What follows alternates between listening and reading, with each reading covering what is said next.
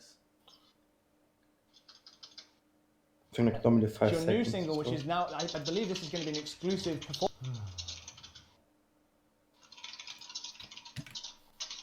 Winter is a broom.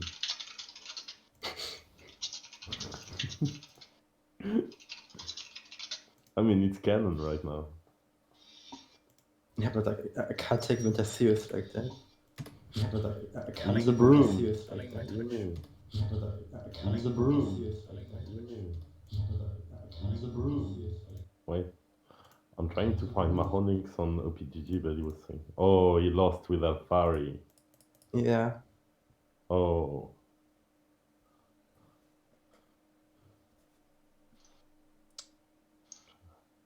But I think his current game looks pretty good. Yeah, it's working. How long is the delay? Can you tell? Well, it's hard to tell, I guess. But is it Why like, is- does it seem like it's like really long, or is it okay? How can I tell? Like, you just we just make the pause. I can. Like if you listen both in Discord and like if you put on the sound on the stream. I'm gonna I think there's 2 seconds. on the stream. Yeah, it's really short. Okay. I'm gonna do this. Right. Okay, so I made some notes which I shared. Yeah. I could have shared it earlier, but you can use it as like as a supporting document while we go through it. So you just have the. Yeah. reference. I'm just gonna bring everything up.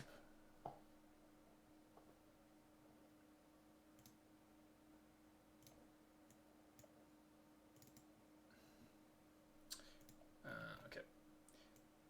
So I made it a bit. I haven't organized it in the same way that I've done before. Like I split up every lane. Yeah. I looked at all the lanes individually. I didn't really look that much at jungle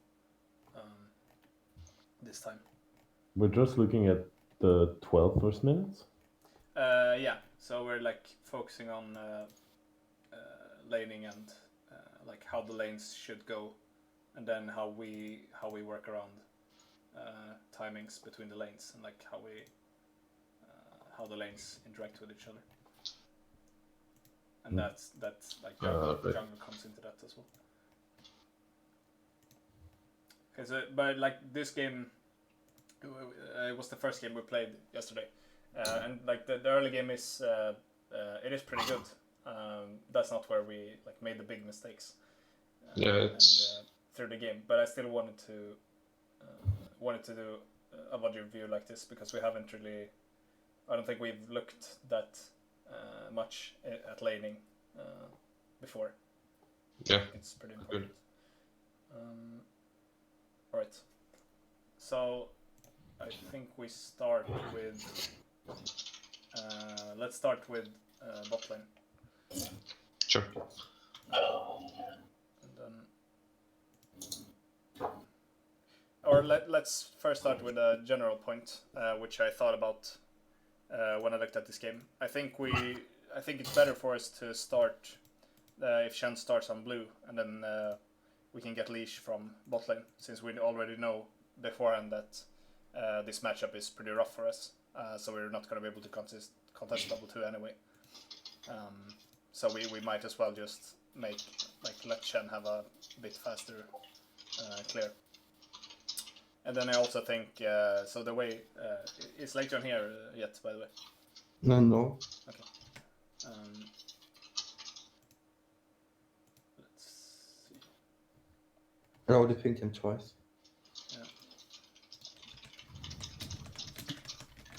Right. Well, we continue anyway. So I think he should start blue, and then I think he should do like full clear or just path towards top and then go for scuttler topside when it spawns.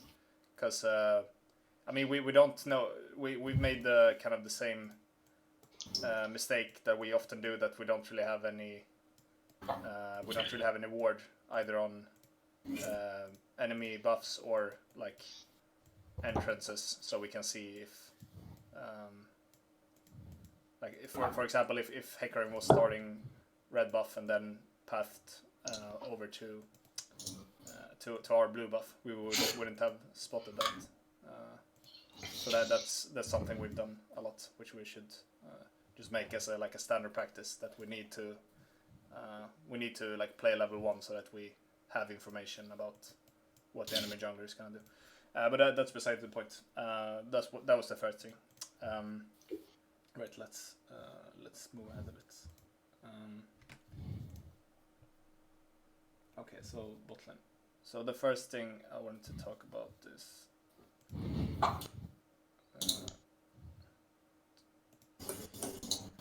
okay, it's just a small thing. Okay, it's a little bit before, but it's just about this is also something that has happened a lot. Enemies get level 2 first, and then we take a bad, like we get into a bad trade because of it. And we know that like the way we're playing, we're gonna get level 2 first for sure. Okay. Yeah, but I don't know. I'm not in a position to get caught from it though. No, like in this case, it's Bard that's Yeah. too close to the brush. Yeah. Yeah. Yeah, but I'm pretty sure we wanted, the plan was to not get caught up. We just wanted to wait to crush him. Yeah. But yeah, I agree with that. That was the plan. But yeah, I mean, it doesn't really matter what the plan is. If the plan is to contest level 2, but then you fail, then you still have to respect it. So that like there are a lot of games, like even pro games, where like they fight level 1. It's clear that one side wins, but then the other side kind of becomes a bit unsure of what to do, so they kind of like linger between the wave and like they don't really move back, but they don't really like keep contesting either. And then the winning bot lane just gets level 2 and just jumps on them and get a really good trade, or even sometimes a kill if they have a really strong kill lane. So it's just something that's really important to think about. Yep. And like we're not really achieving anything by standing here either, because like look at the minions here. There's no minion that's close to dying, so like we can pretty much stand like back here without being in any trouble. Yeah, true. Agreed. Okay.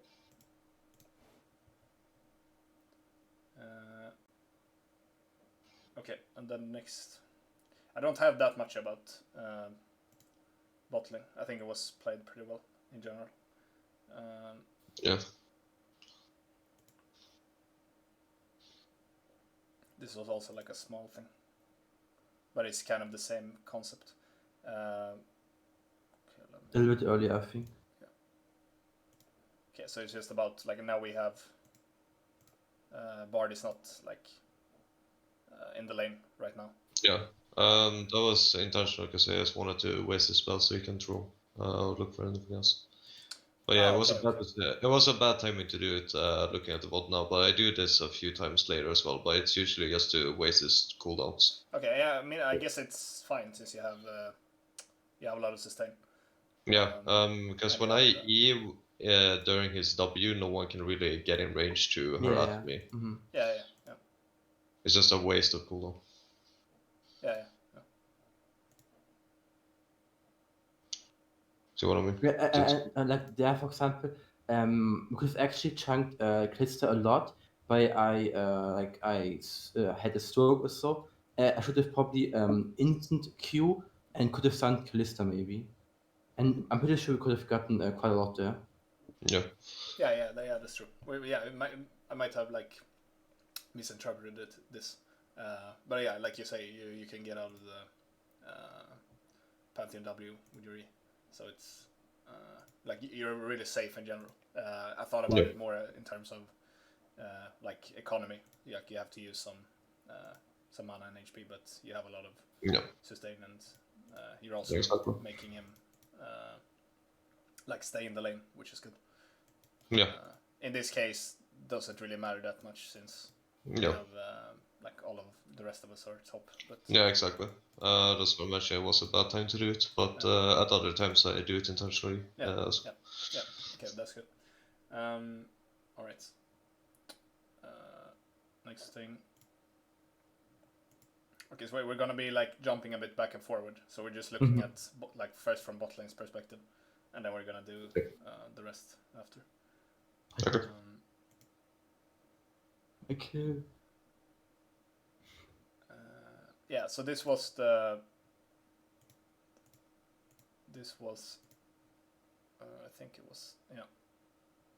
Okay, so this is this affects like a lot of us. So like the first thing we see is that Kalista takes the blast cone over to this brush. Like it's pretty hard to notice that she actually does it, but if you're paying attention, you know that like that happened as well. So it's just a small detail. Like we know that this blast cone has been taken. Because yeah, I mean I can show it. Yeah, I know. Oh yeah, maybe so. Yeah, first we get this kill, which was good. Like you can even see it on the minimap if you're not like looking. You can see how like how the portrait moves like in a straight line and really fast. But okay, so like the point here is that like pretty much everyone should be looking at what's happening here, and also Ronaldo should be communicating as much as he can. I mean, it's hard for him because he's like trying to survive. But like we should pay attention to like which summoners are being used and like which spells. So first it's the GP ult, and then yeah. But then the thing that has to do with bot lane here is Sitara, how you're moving here. I think you should be so like right when you see the Kalista. So pretty much here. I think you should be like right now. You should start looking at top and see if there's a way for you to help. Obviously, we just saw the Hecarim here, so it's like pretty risky for you to just like walk straight to the river. But you like we have the Shen on like close to top side as well, and you can take a safer route. Like you could, move like this, or just in general you should be like hovering top side because there's not that much for you to do down bot lane. Yeah, I'm pretty sure I called it that I just want to shove the wave in, and I also like can't really. I mean, we can't really swap up to contest objective. It's better if blood stays. Yeah.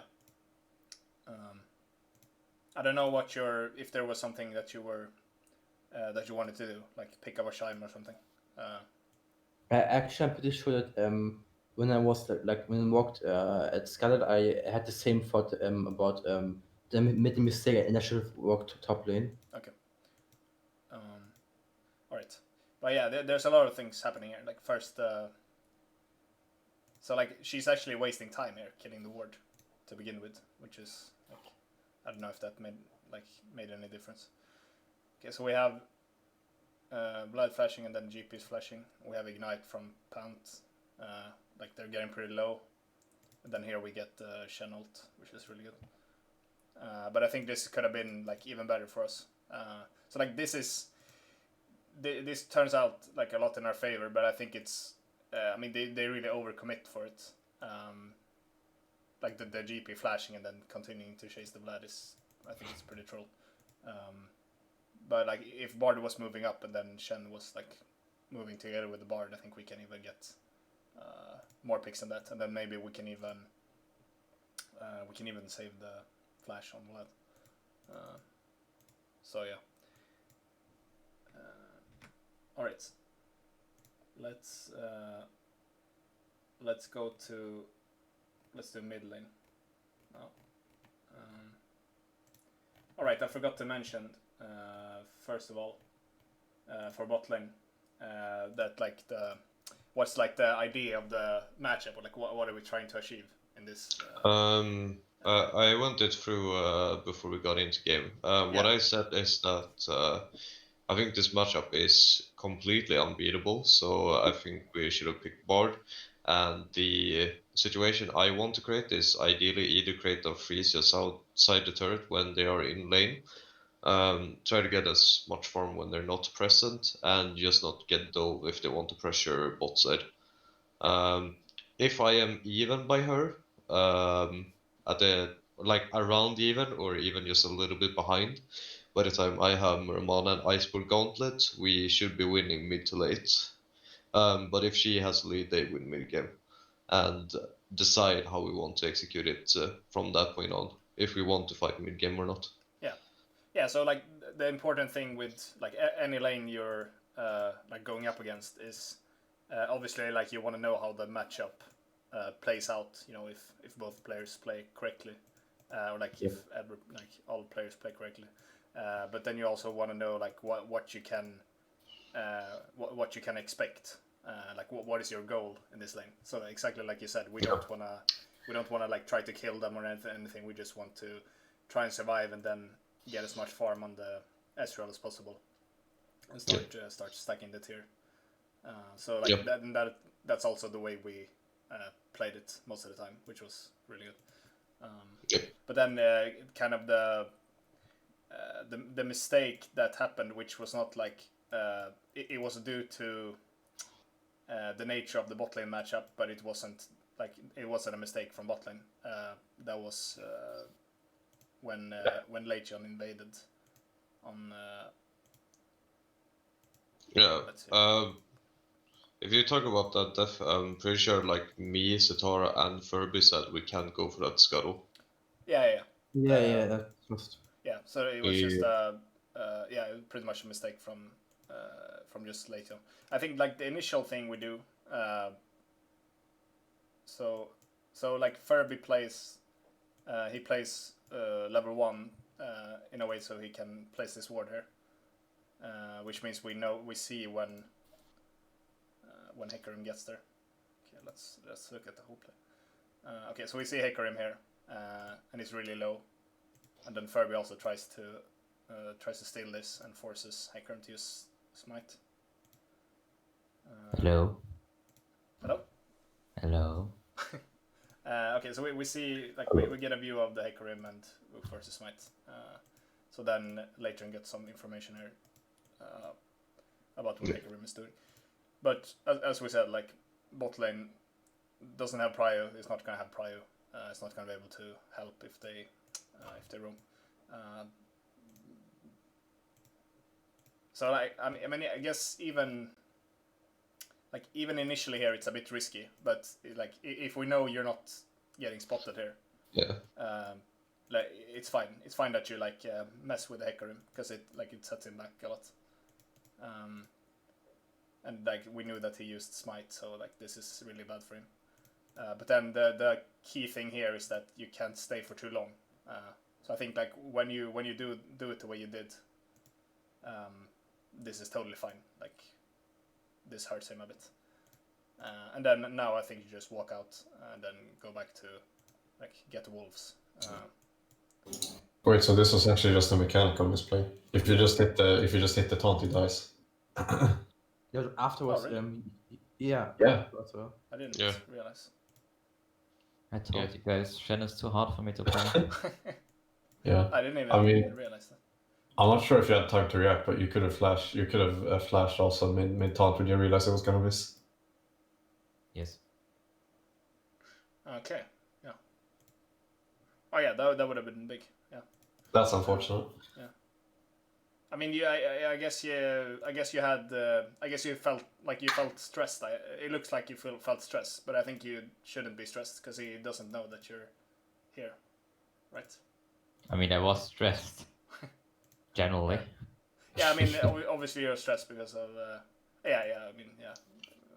Other reasons. So, but yeah, I mean, I think you have more time than how you played. Yes. But yeah, like this is still fine. But then the mistake is afterwards when, or like the big mistake is afterwards when you. So like this doesn't really do anything when you just linger like this.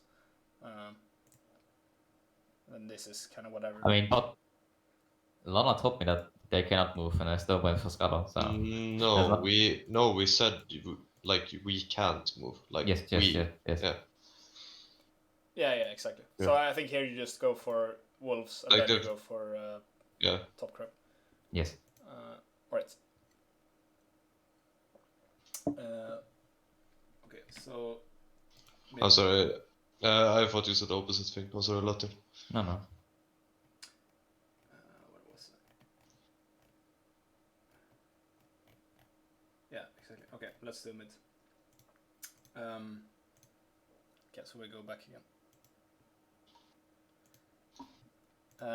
All right. So my view on this matchup is that you should be able to have priority, and you should be able to attack her mana and her resets. Like you can make it a bit awkward for her to get items that she wants. Yes.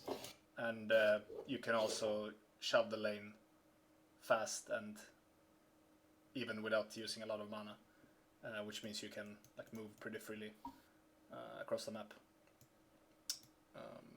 And then if we have help from Shen and Bard, we can also look to kill her. Especially since she doesn't have TP, it makes it even more rough for her if we punish her like that. Alright. So I think first, I think level 1. I don't think it's the right call to go for a hard shove, which you do, because I think what you want to do is to have a freeze on, on the cannon wave, or like you want to bounce the third wave to either do a sheeter recall or like just set up a freeze and get a ward down, or like have prio for when Shen goes for the invade. Obviously, if you didn't shove the first wave like this, you wouldn't have gotten the ward on raids the way you did. But I don't think it's worth like giving up or like making it easy for her like this, because she doesn't really have that much trouble last hitting on the turret. Not at least with like if the HP values were different on the range creeps, then it's a different story. But like this is not. She's liking this pretty much.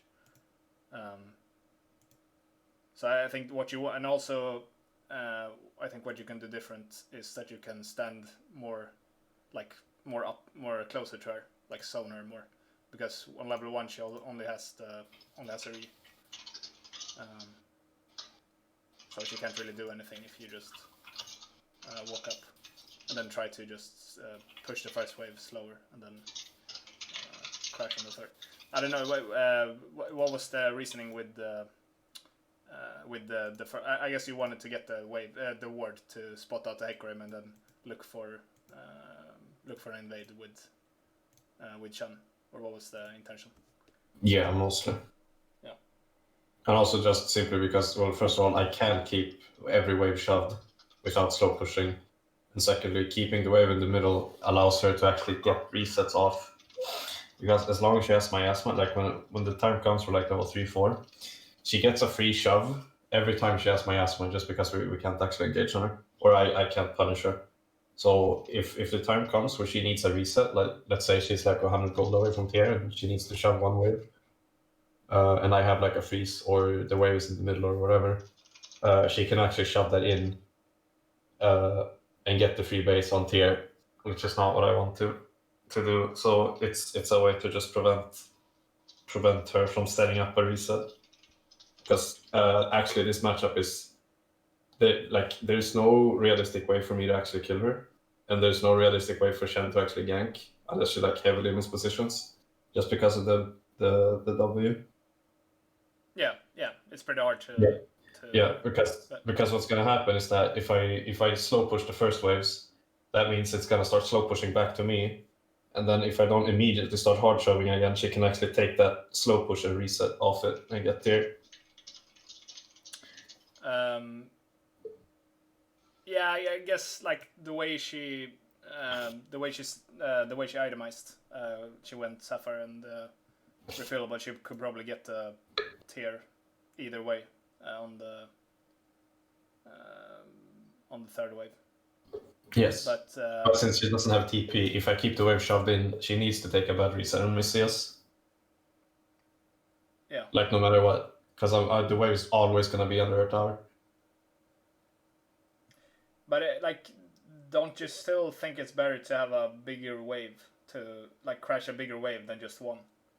I mean, it would be nice to crush a big wave, but then that's gonna create a slow push, and that's a slow push I'm not gonna be able to break eventually, just because of the range. First of all, the range advantage, her safety, and then the miasma actually just disabling my engage to get her off the wave. But like, if you crash the third wave, as I said, and then the fourth wave starts pushing against you again, then you're level 3 by then, right? Or are you level 2 still? I think you're level 3. Mm-hmm. And she's level 3 as well. So I guess she can get miasma by then, but I don't think she's gonna be able to like get a good reset off of that. Like she's gonna be too low on mana and like too hurt from the waves before. She doesn't lose her entire mana pool for 3 waves last year. No, Because but she like- gets her mana back. Like enough mana to actually like hard shove the. No, she does, because since she's low pushing, she's gonna have the creep advantage, which means I can't actually trade with her in her wave, and also she has the range advantage, so she can actually pressure me off the wave when standing inside it. It's it's very matchup specific, because I like it's impossible for me to hit her when she has a bigger minion wave than me, just because the minions just block my autos. And if I walk up to thin the wave, I get chunked like really, really hard. So she's gonna have enough mana for that slow push to crash if she needs to. Like I'm sure. All right. Okay, but then I guess it comes down to if we can like time the Shen gank on the fourth wave.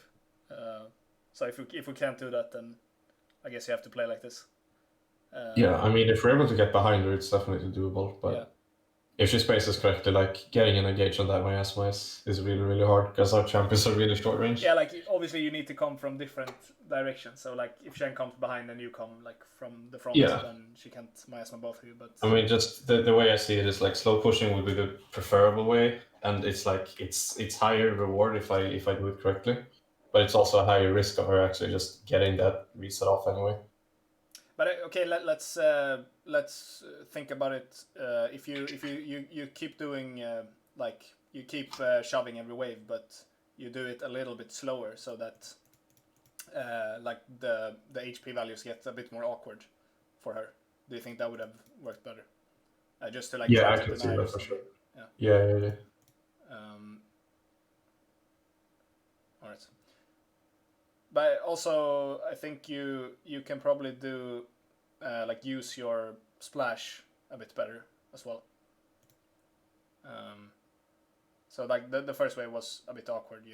Because you rushed it a lot, so you missed some creeps, and then for both of these first ones, I think you only hit one of them per auto.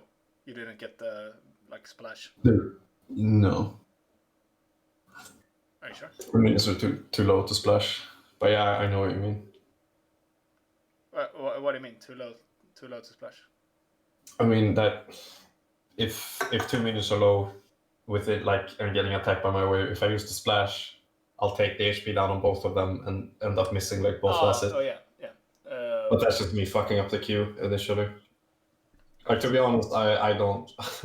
I'm lazy CSing like every scrim almost. Alright. That's just I'm not really paying attention. Like when it comes to the actual games, I'm way more focused on actually getting all the CS. Okay. But yeah, just like if you want to push as fast as possible, then you want to get the splash, like as much value from the splash as possible. Yeah. All right.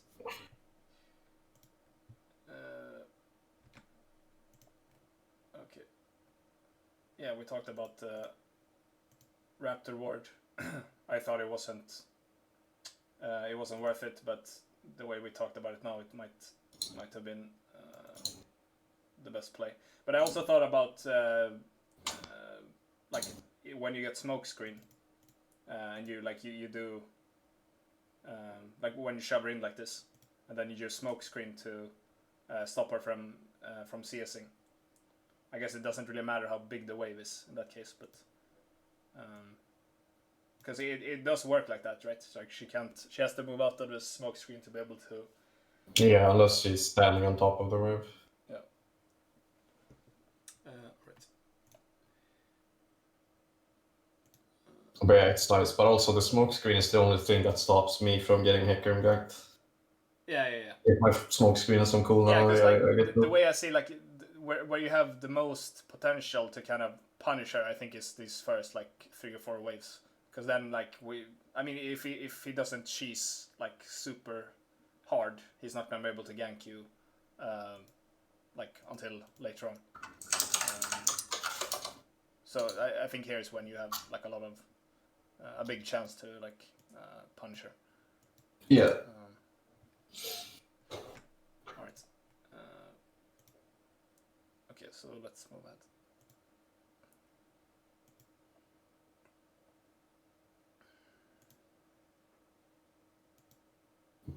Okay, so this is after the. I watched that as well. So this was a pretty good roam from you and.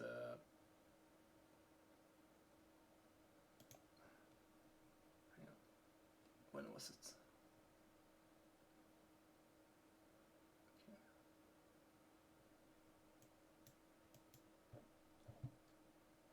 Oh my!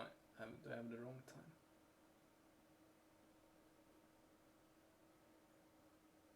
Hot chocolate. No, we roam now. Yeah. So right there. Yeah. Chocolate. Oh yeah. We know that he's going for the Scuttler, and then we contest it, and then we kill him. Yeah. We almost didn't contest this also. What do you mean? We were. Leon was gonna give. Leon was gonna give Hecarim the crab until I told him not to, and come contest it. Okay. Yeah, Which is good that we did. So. I mean, so like the way, like the first invade played out. I mean, obviously you died for it, but like you still have a lot of time to.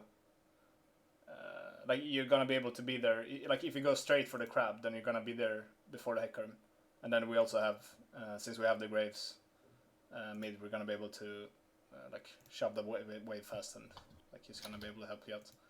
Yeah. So like I think about like the first crabs, the 315 crabs. The way you should look at them is if you have a jungler that wins. Let's say we disregard lanes and just have a jungler that you win 1v1, then you should look for, like, you want to go to the crab where the enemy goes as well, because you want to fight him, because he can't take it. But if you have a losing jungler, then you want to be on the opposite crab when he goes for the other crab. So like you want to just mirror it or whatever. But then then there's also like a lot of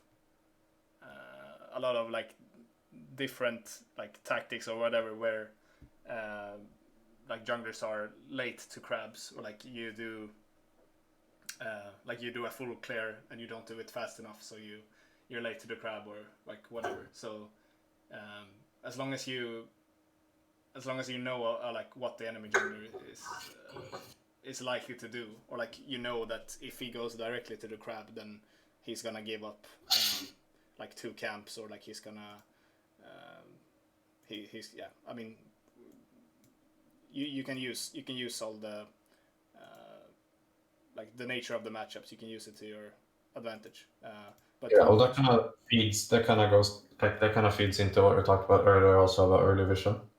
Yeah. Because if you actually spot them out, like during the initial clear, you're gonna tell what their pathing is gonna be like exactly. Yeah. And I mean, there are gonna be like mix-ups, but usually it's gonna be like it's gonna cost him something if he does some. sometimes there are mix-ups where it's like the same. Like he can Yeah. do 2 paths which are about the same. Yeah, but like if you spawn him in the jungle when he's already level 3, No. I mean you have like a solid minute to like know or to set up the crab already. Yeah. There's like there's only so much like he can do. It's easy to eliminate the unreasonable options. Like this is a big reason why I'm a big fan of like junglers that have really that like clear really fast in general, but especially the first clear. So like there are some junglers which can clear their whole jungle before any of the crabs spawn. Karthus is one of them, for example. Eve was one of Eve them. is one of them. So then Not you sure can... after the nerf though. Sorry. Not sure after the nerf which actually clears fast enough. You could do a leashless folk clear like before she got buffed and nerfed and whatnot. You could do a folk clear leashless by the time I think by 2:30 or 3:30. Yeah. So like. But then again, if you have junglers that can clear fast, they are more likely also to be very weak in the fighting. Yeah, but that's the point. Like, if you're, let's say you're playing Karthus and you clear your whole jungle, and then you know, like, let's say you're playing against Hecarim, and you know he started blue buff, then you know that he's gonna be, if he does a full clear, he's gonna be bot side when he's done, or like he's gonna be pathing towards bot, most likely. So you can assume that he's gonna be, if he's gonna be in a crab when it spawns, it's gonna be bot lane. So then if you wanna avoid a confrontation, then you just go to the top crab when you're done. And then if you're unlucky and you for some reason like you end up facing the Hecarim when you come here, then you know, like if you know he started blue and then he's on the top crab at 3:15, then that tells you something about his pathing. Both like since you like if we know every clear speed and everything, like the nature of all junglers pretty much, like I don't expect you to know that, but like we can look that up. Then we know that in order for him to start on blue buff and be at crab at 3:15, there are only so many paths he could have done, which tells, and we can also see, if we press tab, we see how many camps he's taken. So then we can deduce which camps he hasn't taken, which gives us a lot of information. And he's gonna be weaker than you because like you've taken all the camps, you're level 4. He's probably level 3 if he's there. So he might not even be able to win that contest. And also, since you know that, okay, let's say we know that he hasn't taken the Raptors, for example, then like you could leave here and then walk to his Raptors instead. Like do that trade. So like there's always gonna be ways to like dance around the enemy jungler if you're like you don't want to fight him, but you can like farm faster than him, so you can just like outpace him or whatever. But yeah, I mean I would say like that's the minigame with the scuttlers. Like if you know that you can fight, then you wanna confront the enemy jungler, so like get to a crab at the same time. And if you don't want to fight, then you want to try to go to the opposite crab, so that you don't get double crabbed, or you want to get something else out of it. Like if he really tries to force the fight, then you look for other advantages. Like you can pick up a camp which he hasn't taken, or you can get a gank off or whatever. All right. Okay, so this worked out.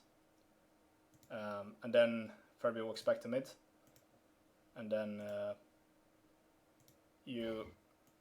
okay, so the Cassio is like she's hard shoving this wave, so the wave is crashing, and then you're leashing this like you did 2 autos or something, which you shouldn't have done because you missed XP on the cannon. It's just a small thing. I would have missed the XP anyway. No, you wouldn't. Yeah, I would. Because my E cooldown gets reduced when I auto. So my E would have been on cooldown if I didn't auto the crab, so I wouldn't have been there on time. I don't think you need the E. Also, Shen taunt doesn't cooldown, so me at least putting one out on the crab is more beneficial to get the armor and magic resist thread so you can clear it faster. Otherwise, it's gonna take me a long time to do it. It's like, okay, wait. So if I didn't do those 2 autos, like I would have been like at the edge of the wall right now. Like here, what do you mean? Yeah, exactly. And that's not an experience. And my E would have been on cooldown. Like it's really close, but I don't think I would have made it. Like I would have missed the gold, like guaranteed, no matter what. Yeah, for sure. Yeah. What is your? Also, I don't think the XP ends up mattering that much, considering I just got a bunch of XP from top lane. But you didn't use E. You have E. Or is it bugged? I don't know. I mean, if I had Replay it a little bit further so you can see if it was bugged or not. I could have had it up in that case. I probably would have had it if I didn't know. Yeah, doesn't matter. Just a small thing. But yeah, I just I don't remember how much it gives, but it's a lot of experience on the cannon. So yeah, it's a fair amount. Yeah. I probably gained more than I lost, like in terms of XP from top lane, but I'm not sure.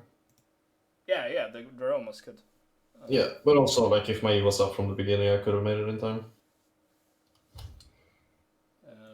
In my mind, the crab was already lost, so I wasn't trying to get the XP.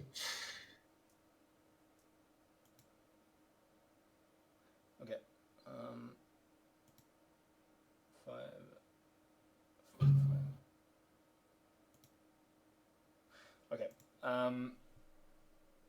All right. So this is also kind of an interesting sequence because there's a lot of there are a lot of things happening for everyone pretty much.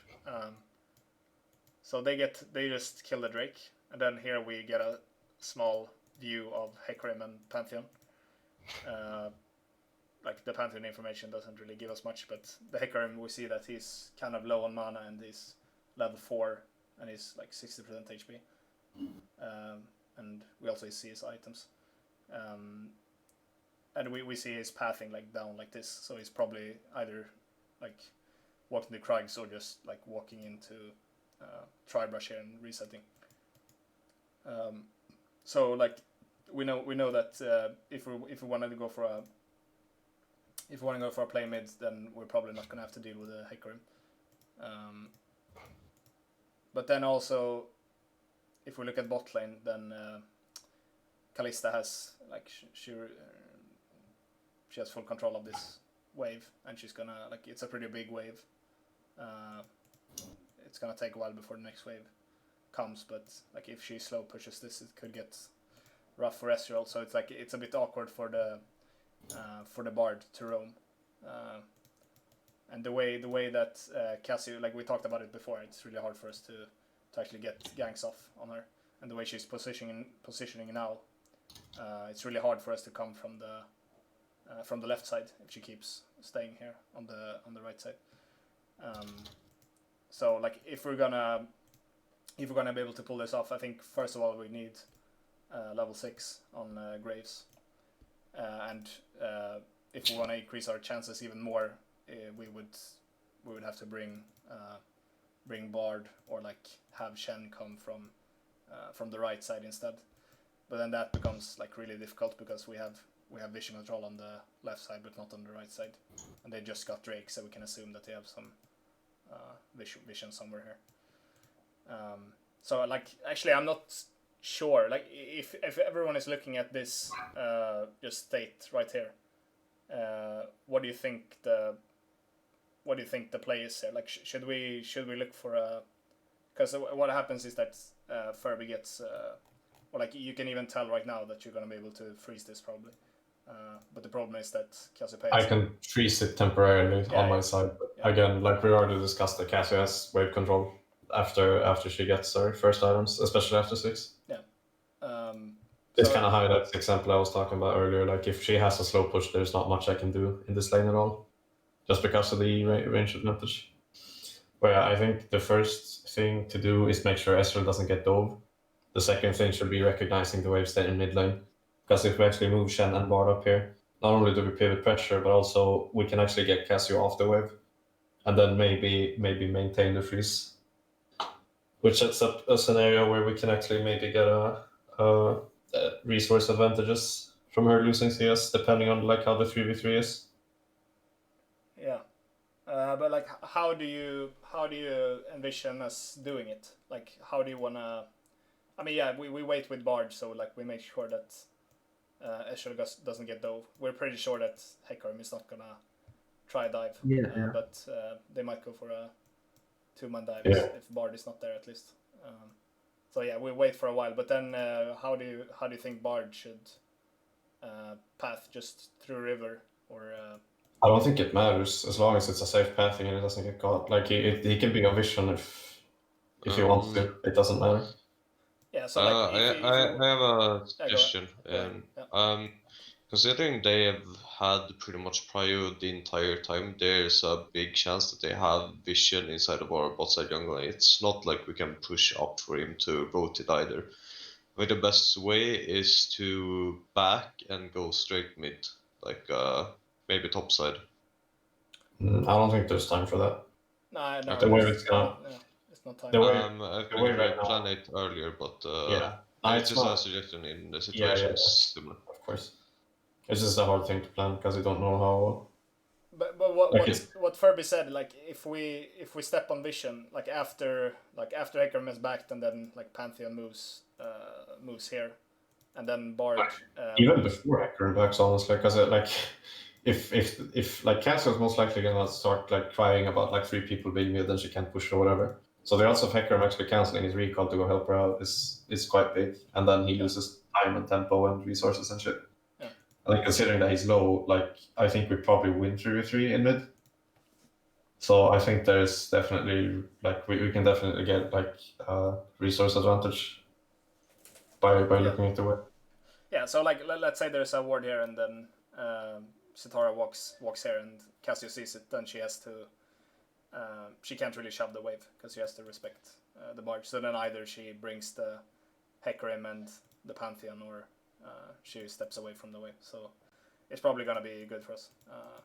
But yeah, let's look at how it played out. So like we go for the like the simpler play.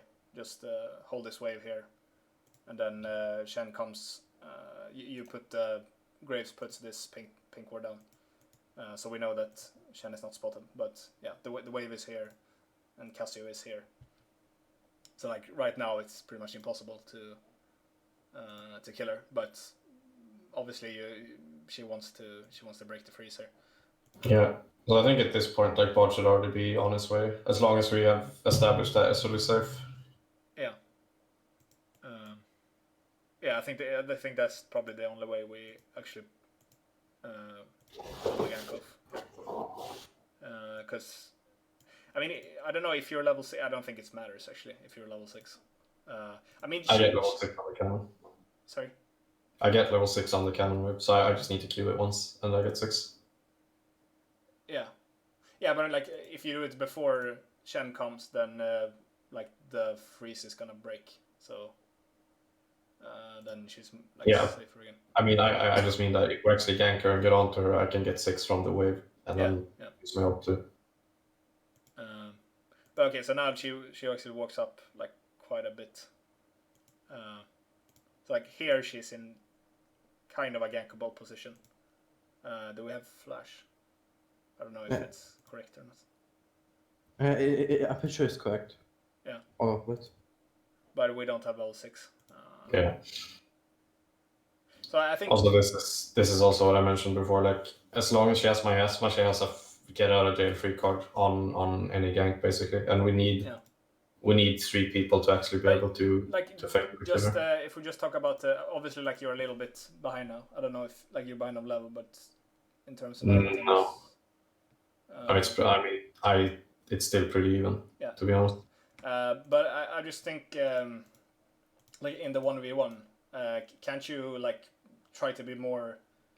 Obviously, like you can't dash through the miasma and whatever, but like you can dodge her Q most likely. Like let's say she like tries to trade by trying to Q you and then follow up with E.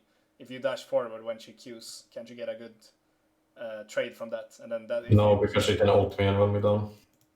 Yeah, right now when she's. I'm just talking about. Before level Yeah, 6? before. Like in general in the wave, like how you can get advantages. Not if she's in the wave, no. I can't trade forward if she's in the wave. All right, but yeah, I guess. Right.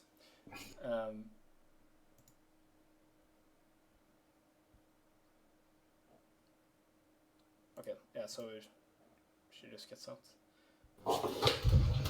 But that's my Asmon cooldown, so like if we go back after she uses W, it's actually a lot more gankable. Yeah, we do, but they have. Yeah, I know. They But also like the had. thought process is correct to stick around for a while. What do you say? The thought process is correct to stick around for a while because we know where my Asmon is so cooldown. Yeah. I mean, the other option would have been to like have the Shen like go to Wolves first and then try to pass through here, but like we don't know. As we said, we don't know what vision they have, and they actually had a pink ward here, so. Yeah, or taking their vision out first is better because let's say he does Wolves and goes back, then he's still gonna be on a ward. That's why So I thought let's about. take that. Yeah, I thought about like letting Bard like go there before and try to like clear out the vision, but that was the dilemma with the Ezreal potentially getting ganked. So yeah, it was a like pretty tricky situation, but yeah, we probably could have punished her in some way.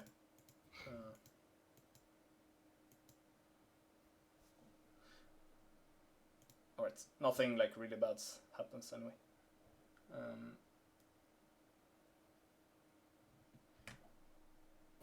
But did you have to kill the?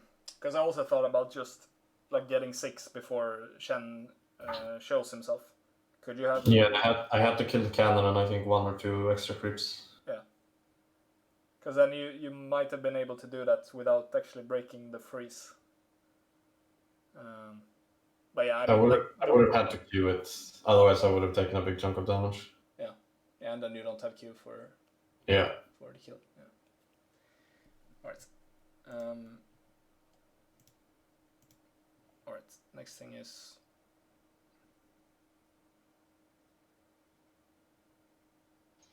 Is it okay if I go and grab something to drink before we move on? Sure. Okay. Thank you. I'll do that as well. Be right back.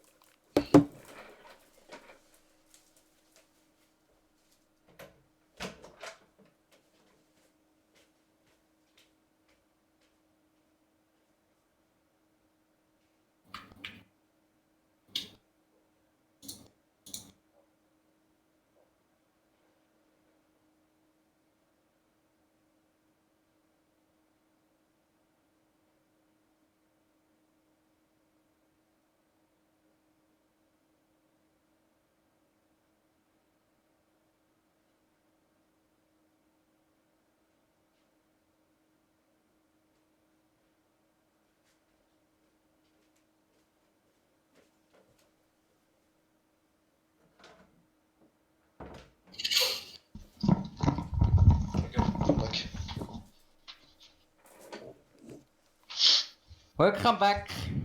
Thank you. All right.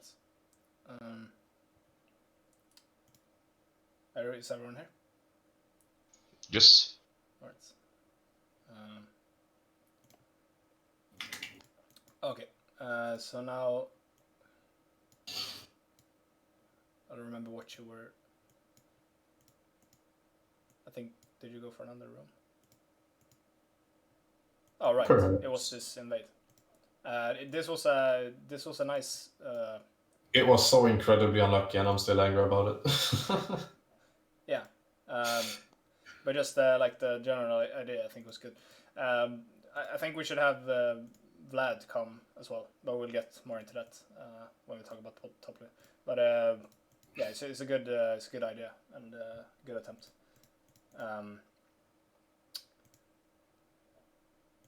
Yeah, but the thing I wanted to, yeah, it's just like it's pretty unlucky. The thing I wanted to point out was like when you head back and then Kelsey gets there first and you're already a little chunked, you get the fruit. But she has, yeah, I mean she has control of the lane now, so there's not really any way you can like do anything about this here. Yeah, I mean at this point she's gonna have control of the lane either way. Yeah. So this is a very, very bad matchup for Graves in reality. Like very, very bad. But yeah, I mean you end up having to flash her. I think you should just. Yeah, I mean that's just me. That's just me being greedy, like don't. Right, but then she actually ends up dying. I Yeah, think we can. yeah, calculated, 5 head. baited. Yeah. But yeah, don't worry. I play a lot more respectful in tournament games. Did you Just- guys just see putting the it out flash there. taunt? Insane. And then there's just one more thing. It's also like a general thing from it. It's just calling the. I don't know, maybe you even did that. I don't know. But just I just thought about it since we're pretty bad at that, like timing summoners and stuff like that. Because this Yeah, was, I did call the TP and I pinged it twice. But yeah, we should actually probably decide how we want to do that, because we talked about having Sitara do the copy paste thing, and then we can have, if nobody else actually wants to write down summoners, then we can either ping or just call them and then let Sitara. Yeah, but we already talked about it yesterday, and I'm totally done for it. All right, nice. Yeah, Then we can start practicing that. So that's good. Yeah. Something I wanna mention with I don't know why, but for whatever reason I can't do the copy pasting in game. And because you need to press A and C instead of C and file. Yeah, I know that. It's just I don't know for what reason, but the control key doesn't really work on my keyboard. Okay. So I can't consistently do it. Okay. So yeah, it's better if someone else takes it. Yeah, think but it's just we'll an try with excuse. Sitara. I think that's gonna be good. I think in general, like I think in general support in jungle have the most downtime. Yeah. So I think it's easiest for like those two roles specifically to do it, just because they're not like actively playing lane as much as the other ones. Yeah. It's less Yeah. less mechanical intensive or whatever. I feel offended. I mean, support roams a lot. Spends a lot of time out of lane, which is the timing to do it, and so does jungle. I love Can do it in between Tyler camps. Furby. I love playing Tyler Furby. All right, let's do the last one.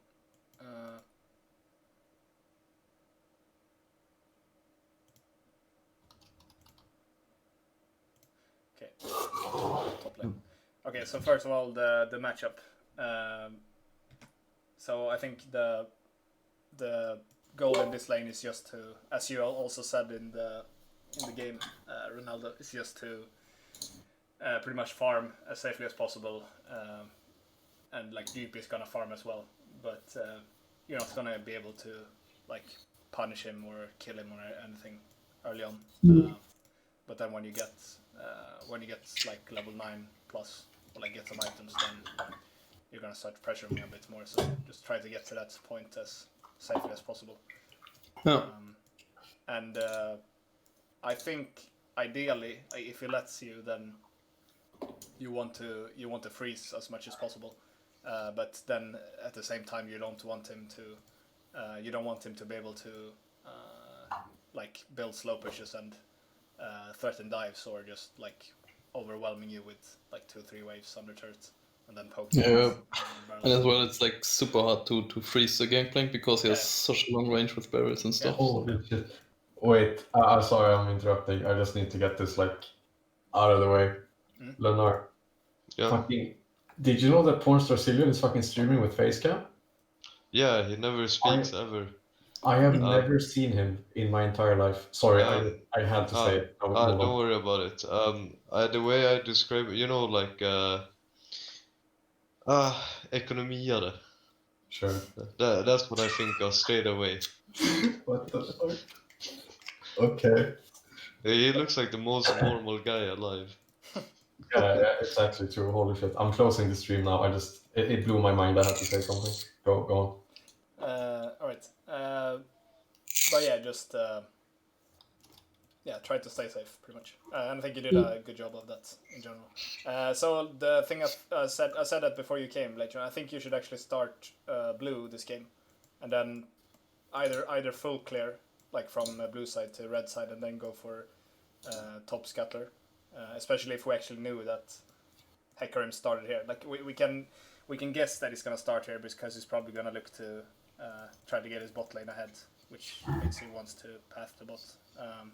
But we don't know, which we should always make efforts on level 1 to find out where the jungler starts.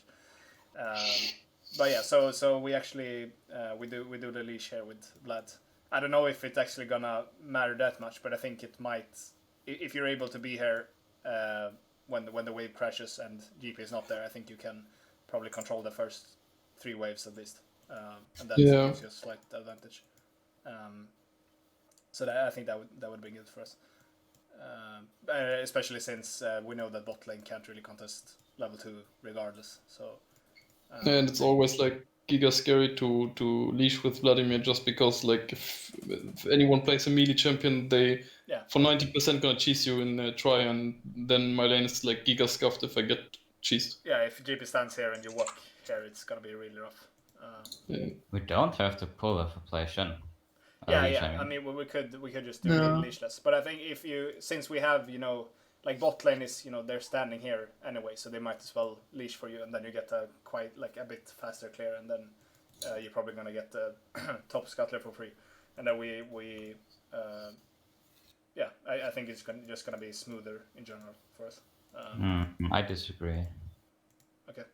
Because I feel like when we saw the game played out, like let's say I actually killed a Hecarim there in the jungle, I still get the top side scuttle for free regardless.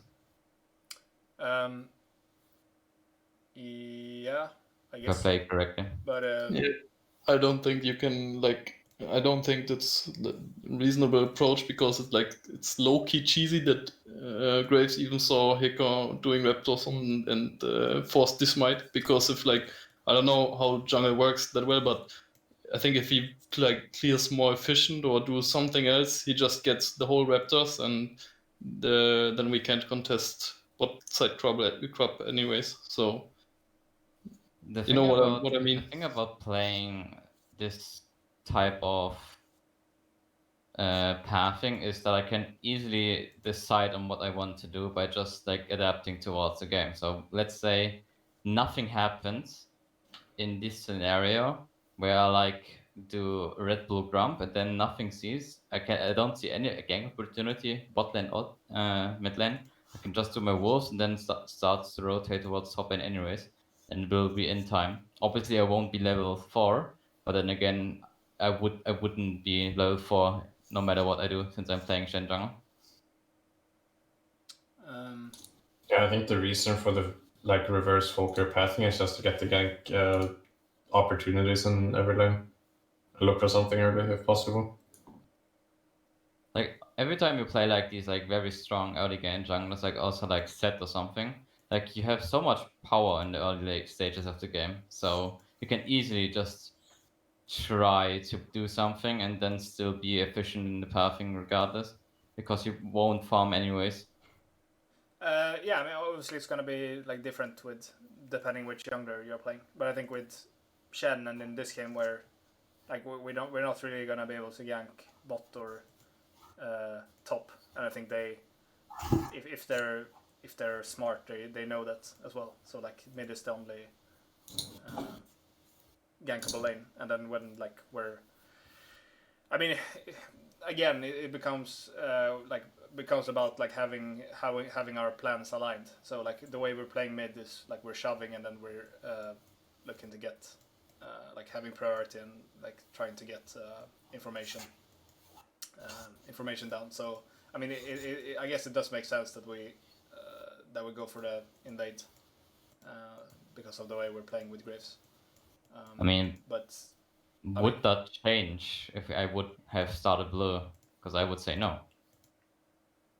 But I would have still been the same. what do you mean?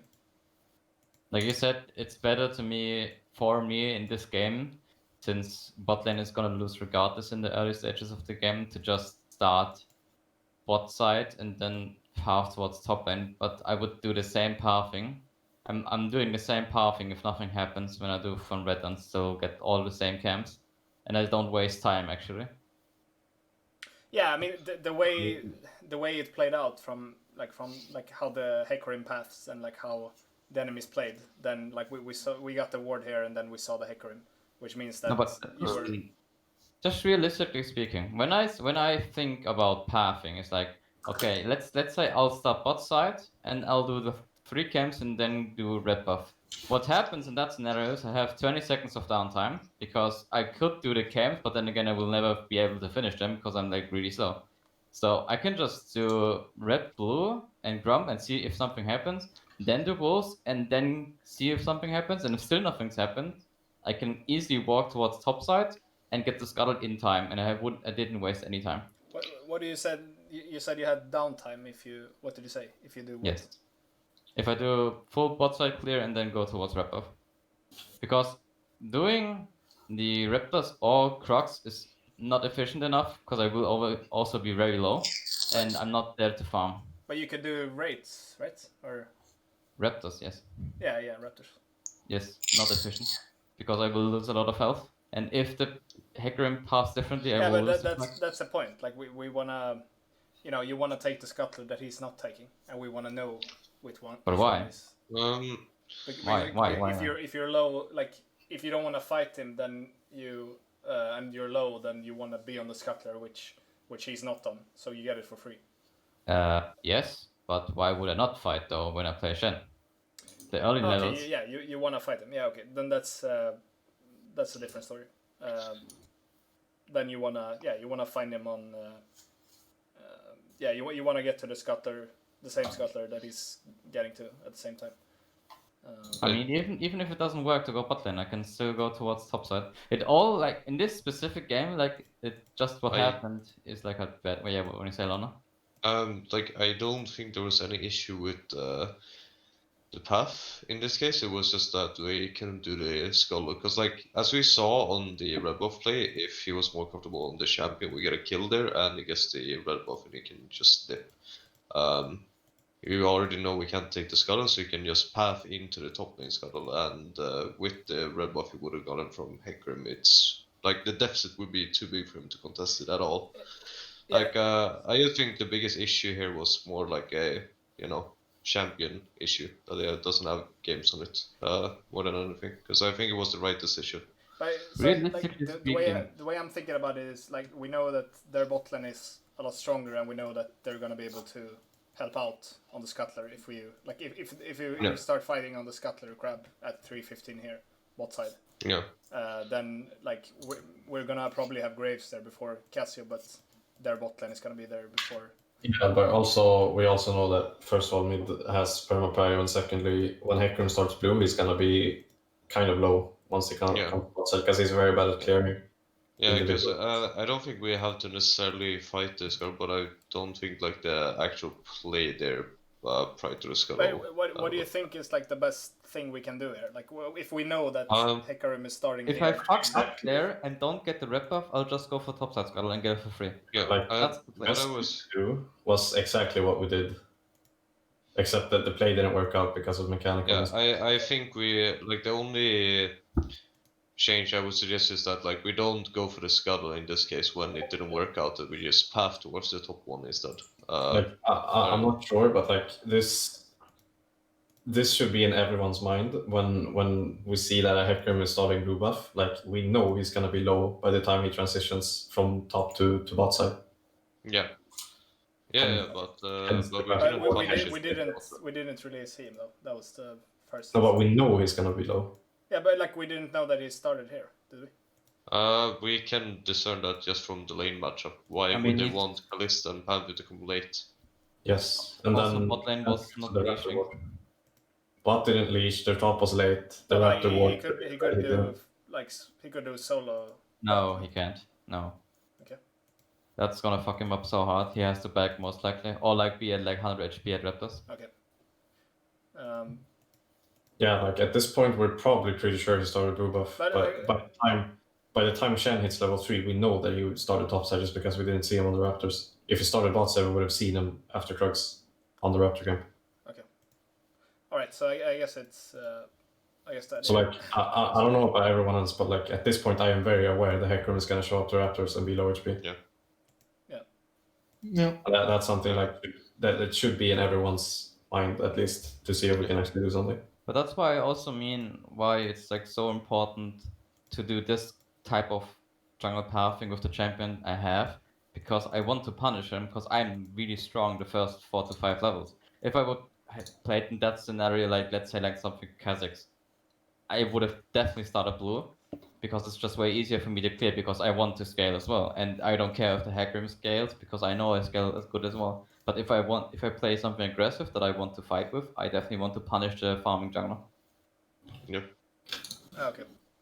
That's why I think the path from going like starting from the blue buff is not that something that I can consider, because why would I split the map if I know I'm stronger than him?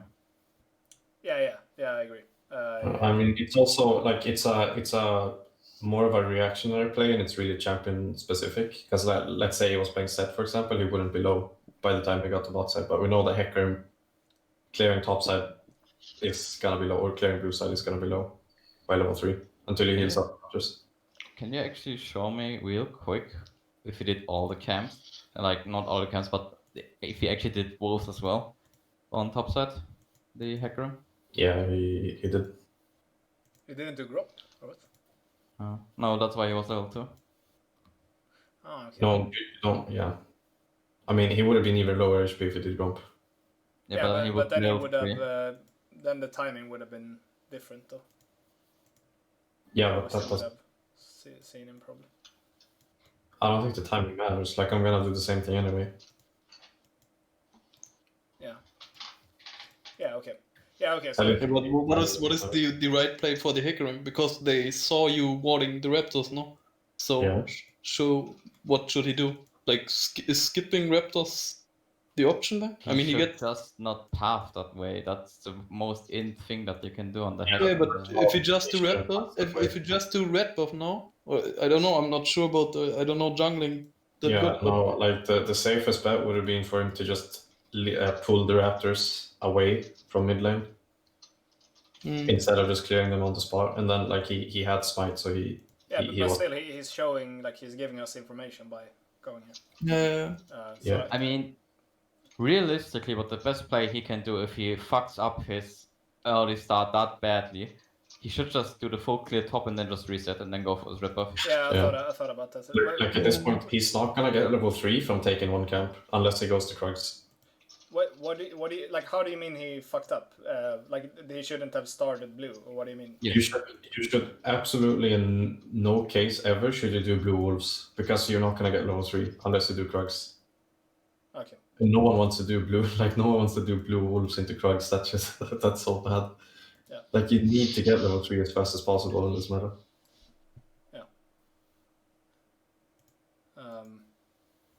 But okay, so like, shouldn't he should not start blue at all, or like what should he do?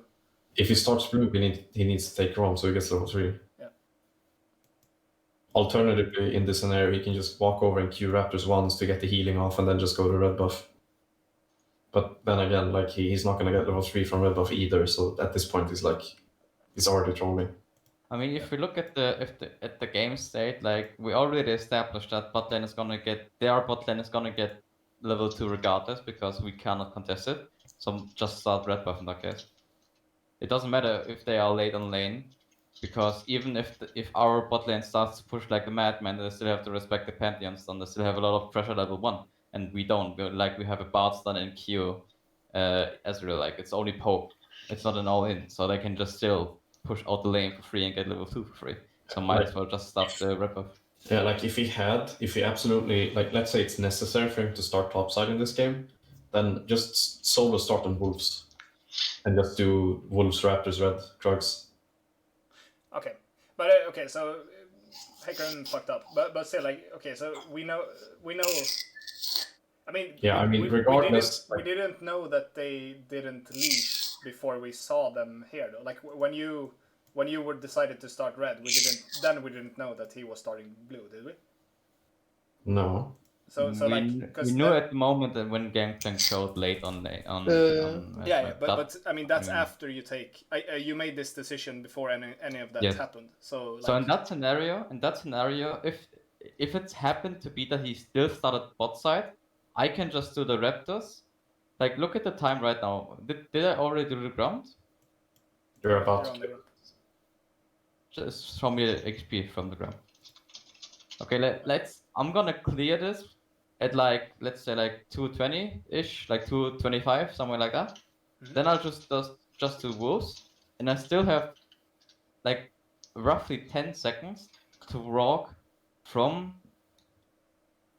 maybe a little bit more time, like 15 seconds to walk from wolves to instantly go to topside scuttle and still be on time. If he would be there as well, I would easily be able to contest it. Okay. Oh, okay, so you wanna start here because then you can like if he starts here and goes here, then you can invade him in his jungle, and if he starts here and goes here, then you can contest. Okay, yeah, I see your reasoning. I mean, the thought process about like pathing this way is like, I'll do both camps, and then I'm on a grump. I'll look at the map state. Okay, how is mid looking? How is spot looking? Okay, both is not gankable. Okay, in that case, I'll do my wolves. Okay, how's the map looking? Okay, bot lane and mid lane still not gankable. Okay, in that case, I'll just path towards top side and get the scuttle. Okay, I'm on top side scuttle. Okay, where's the jungler now? Do I see them? Do I know for sure that he's top side or bot side? Like, I have so many options that I could do in that scenario to be proactive, and if it's not working out, I still have an efficient clearing path because I'm not able to do the AoE camps properly, or like the more targeted camps like Raptors and Crux, Yeah. because they will put me too low to do anything. Because like the thing is, you can't just pre-plan your pathing from level 1, like the perfect pathing that's gonna work in every scenario. No. Like, no. The reasoning for this pathing is that it opens up most opportunities for late game to adapt. Yeah. I mean, I understand like the yeah, I understand, but like you should still have a like you should. I mean, if you have different pathings that you could choose from, and they have like different end results in terms of what you can do after you do the pathing, then obviously you're gonna have to adjust it depending on like which champion you're playing and which champion the enemy is playing, and like the lanes and everything. And in this case, we say that okay, Shen wants to fight the Hecarim because he can beat him 1v1 at the Scuttler, at the Crab. But if that's happening bot lane, then it's probably gonna be rough because of our bot lane matchup. So then what I want to ask is like, even though we're playing the Graves and like we're playing like this where we get the vision and like we're doing this pathing, if we actually end up fighting over the Crab here, are we actually gonna win that fight because of bot lane? So I think like, the only way this works out is if we actually do what we did now, where we get all the way into his jungle without being spotted, and then also him doing this kind of weird clear, which I guess is kind of, or I mean that's given when he's not. Yeah, okay, I guess that's given, but the problem is that can we expect all of this to happen from the way we're starting the game? Do you understand what I mean? Like. Is this reasonable for us to expect that like the Hecarim is gonna come here to the No. Raptors and being this low, and then we're gonna walk with Shen? It's gonna be reasonable to expect this happening about from I think 145. When you know that he started topside, this is reasonable to expect. Like the thing I just want to point out is my suggestion is not necessarily like doing the scuttle, but I think the pathing choice is correct. I think the moment they show bot lane or that we know that they're inside of the bush, we can kind of deduct that and when we see that Raptors are also up from the water, we can deduct it and do a like bot lane solo clear. I think trying to punish him on the red is a good call, but I still don't think we should go for the Sculler, Yeah, because it's still a 2v3 at best. Yeah, because we don't actually have to, like, we can invade his bot side and not contest the Yeah, curve. that's what I'm suggesting. I that's think not- it's a good play. That's not something we should talk about. We should never talk about going for tops and skull. I literally just tunnel vision and still went for the skull, which is really bad. It's like in like out of 100 situations, 100 times it's the worst option that I can do. Okay, but like disregarding this, I'm just wondering why there's a lot of focus on early game, because I don't feel like this game the issues were that much on the early game. I feel like everyone kind of adapted. yeah. Pretty. It's not about this game in particular. It's just about like we haven't really talked a lot about like laning and how to plan around. Like how to plan around what we do in the early game, Yeah. syncing with lanes and jungler and everything. Yeah, I think we did a pretty good. At least I can't fully speak for the rest, but it seems like everyone has kind of done that this game. I just think that, yeah, like the mid to late was where we showed pretty big issues, like in this game in particular. But like, there's a lot more to say about that than the early game. Yeah, like the problem with that, I think I think we talked about it already, and I think it kind of comes down to just like some really stupid mistakes, which I think everyone just know that they did, and there's not that much to. I mean, we can look at that as well. I don't know if we have time this time, but there are going to be like some key points where we just pretty much through the game, and then we kept doing the same thing pretty much. So it's not really that interesting to look at. Yeah, but I mean that's what you're saying. We kept doing it. It means that it's a consistent mistake, at least in this game. Yeah, but I think it's like I don't know. I think it's like there's like tilt involved and Right. yeah. I mean, you can like if it helps you more. When you look at the second 2 games you played, they were like 5 times better than the one we played before. Like also like how we wanted to finish the game. So you can't just say like it was really. I Like think for me at least, it was also like slipping concentration. Okay. I mean, I think it was the first game of the day for a lot of us, so it's just like things going, people getting sloppy and making. I don't know how Satara felt, but I'm pretty sure we're on the same page that the other two didn't go as solid on bot side anyway. What did you say? I feel personally like at least on my end that lane execution was worse in the other two, but Yeah. Your lane was really good in this game. Okay. For sure. I was just responding to the other thing because I didn't feel like we. I mean, at least not me. I didn't feel like I performed in the other two that much. Okay. I can't speak for Satara though. I better not speak about my 085. Yeah, it was also that I don't like how we're first timing in calibration period. Yeah. But so like, don't get too hung up on like which game we're analyzing or like what we're like. Yeah, but like that's what I'm saying. I don't think we can make that argument that like, oh, we just tilted or something like that. It's still good information because I didn't feel like I performed in the other ones too much either. I think I made a lot of mistakes. So the problem is that like when you do VOD reviews, you and like let's say you do a VOD review of a game and you don't have like any theme or like you don't have you don't like focus on something specific to talk about, then you can talk about it like forever pretty much. And like you can go through all the mistakes and like you can talk about I mean you can look at it from a lot of different perspectives. So like you haven't, I don't know if you have been here on any other VOD reviews, Lonar, but the ones I've done before we've always like had a theme. So like we decide what we're gonna talk about and then we focus on that. I don't think I've ever had a VOD review. So okay. So when we play games, like when we play scrims and then we do like short VOD reviews right after, then we usually look at the key points, what actually made us lose the game, like if we have time and like if there's like meaningful things to talk about. But when we're doing like these VOD reviews, we usually have more of a theme and like talk about specific aspects of a game. Like, and it doesn't have to be.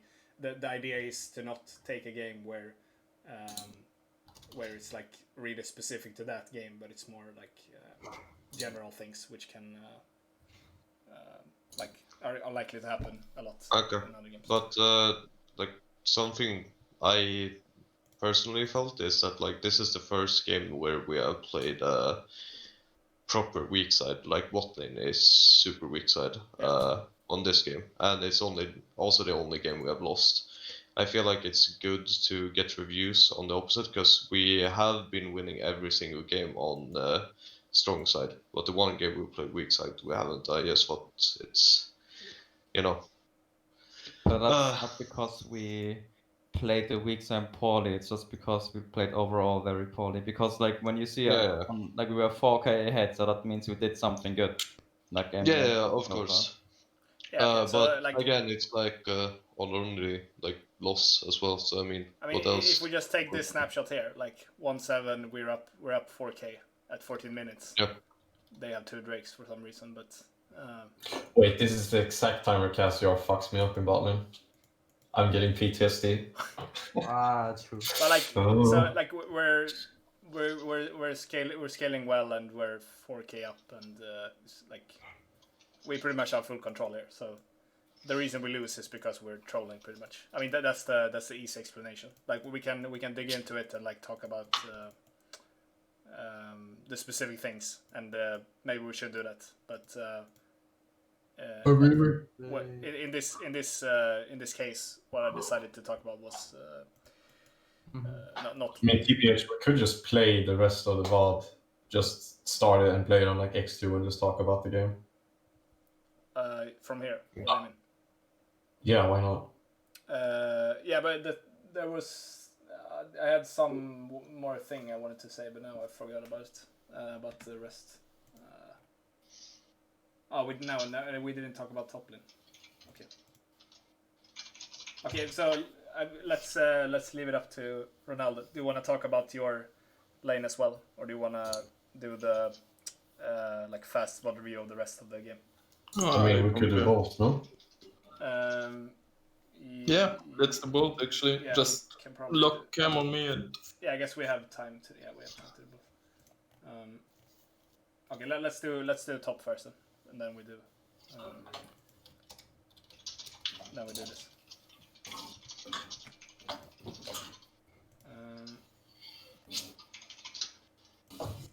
Alright, so we talked about that's how we got into all of the rest. We talked about the leisure, okay, so yeah, but it doesn't matter much. You both come to the lane at the same time. But yeah, if GP would have stood here, it would have been really bad for the Vlad. So yeah, in this case, probably better to do solo start. Alright. Okay, we're gonna go ahead a bit.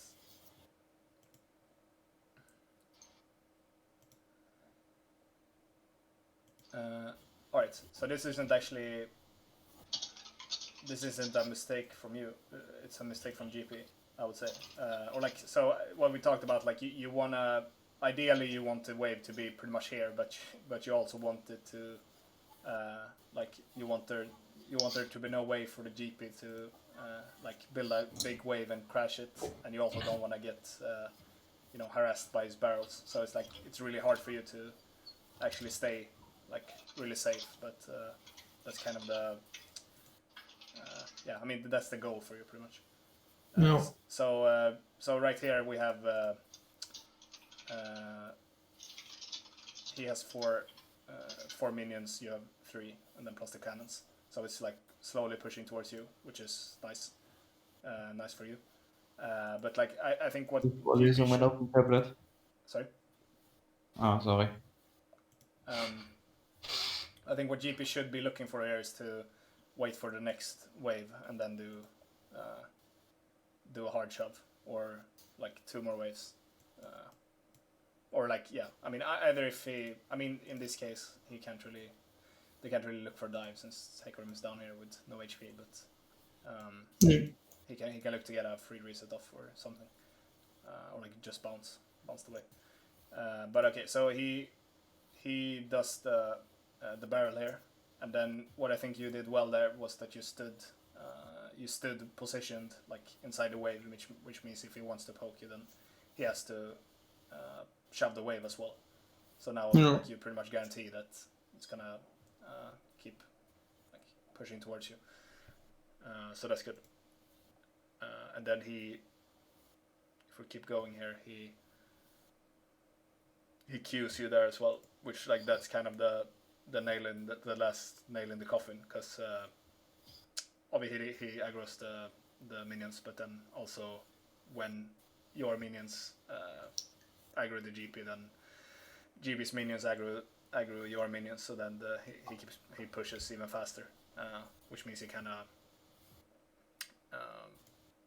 well, I mean, I guess he could just hard shove here, but he doesn't really do that either, so it just gets kind of awkward. So you're able to like thin the wave a bit, or like you pull away these creeps here, and then you manage to kind of freeze it here, almost. Or I mean this is pretty good. But then here it becomes like, this is what we talked about, like this is hard for you to deal with him poking you, but you did well.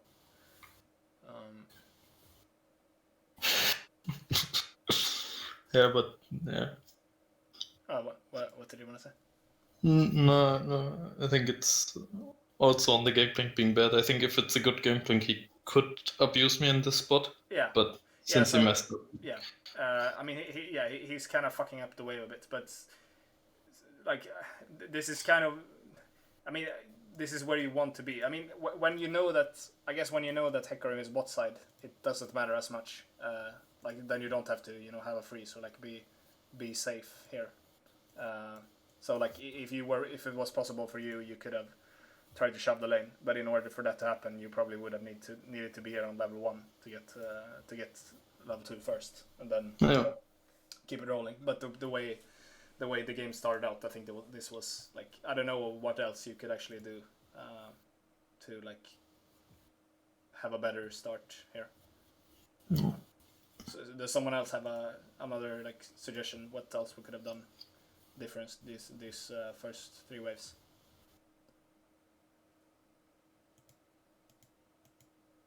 I mean, Wait, I don't get what the issue is. Like the lane set is fine, no? As it is. Yeah. That's the point. I mean, I'm talking more about the GP, like kind of making mistakes here. And like where we're talking about kind of in general, because it's kind of a, I mean, GP is he's kind of difficult to deal with for a lot of top laners. So I mean, I guess Vlad is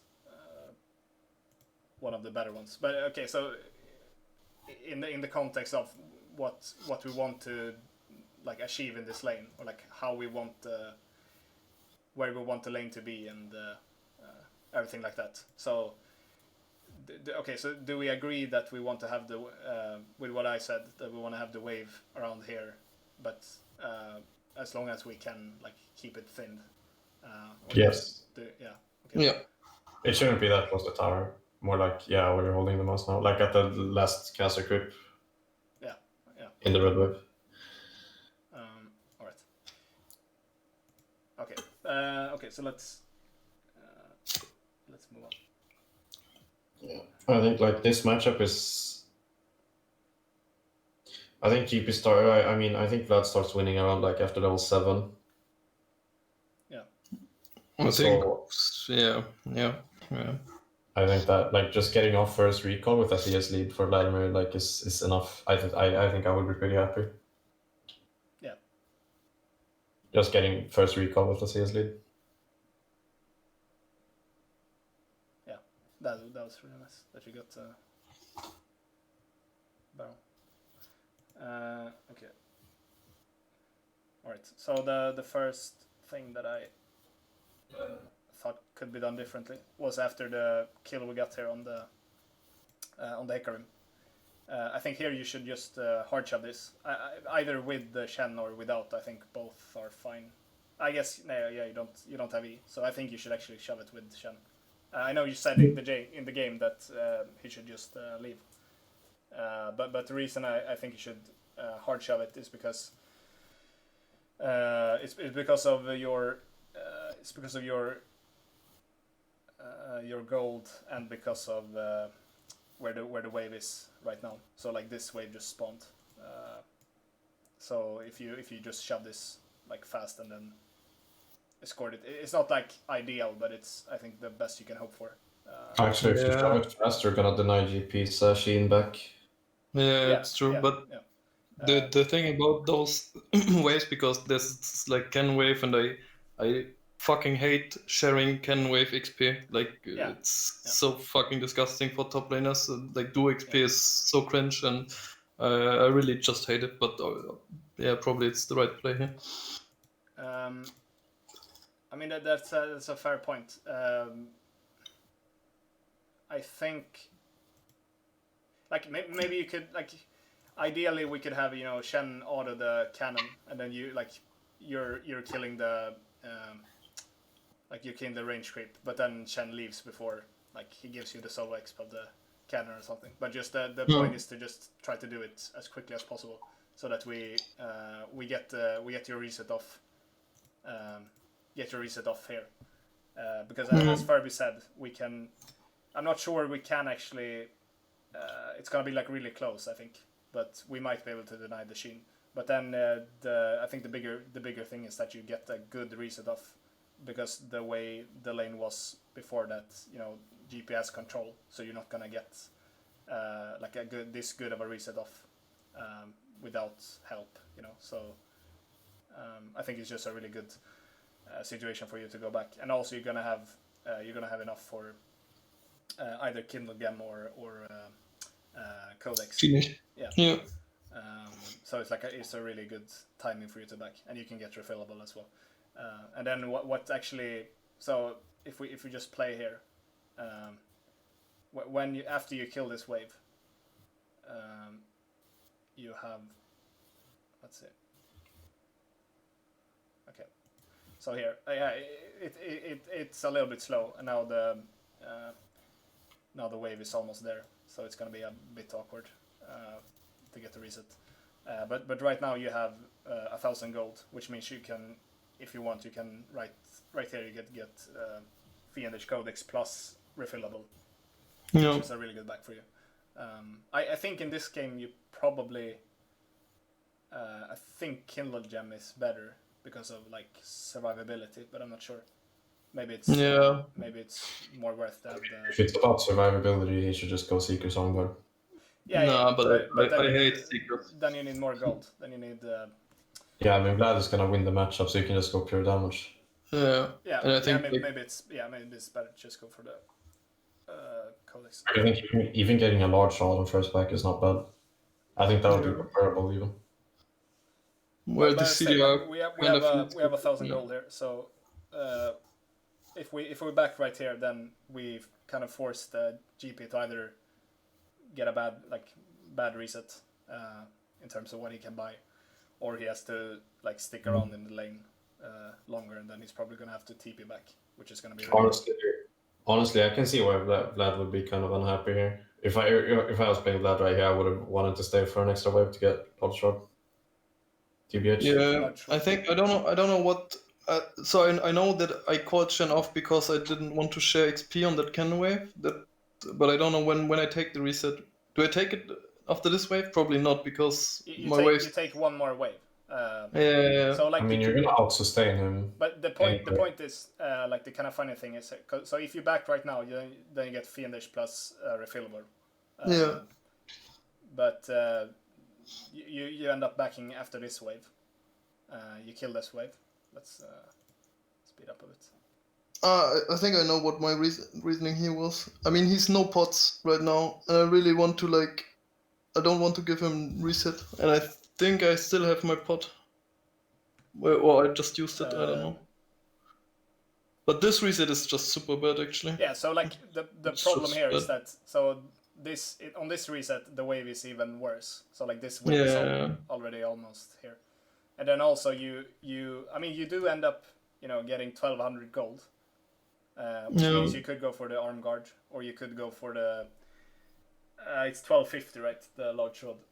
Yeah. Yeah, that's what I don't get that one there. Yeah, I think should have that stayed. staying for one more and getting the lock is probably up. I though. think the reasoning was that Hikarim was like we had no information about Hikarim after he died, and I was like low-key scared that he takes topside jungle and ganks because but if I there's no way he can kill you here, no? Like GP is a non-factor. Yes, probably not. Yeah. Well, he's no ghost as well. Probably not. Yeah. There's no way Yeah. he kills you. Yeah.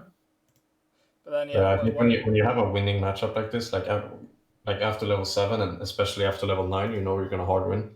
So just getting the biggest item spike you can get while you can. Yeah. Yeah, is But I probably think the they better- just swap okay. regardless. But so then what you end up buying is you get Fiendish plus refillable anyway. So you actually could have afforded the same if you backed yeah. earlier, but then you would have had a better lane state, and also the GP would have had a more awkward gold. Yeah, true. I should have backed on the Kin wave. Yeah.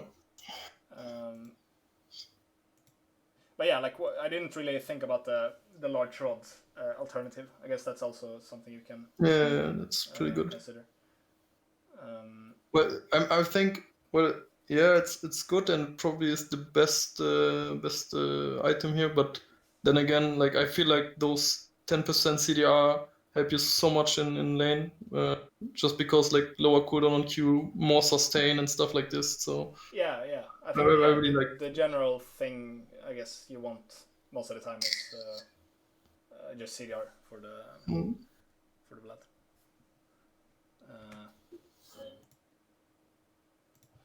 Okay.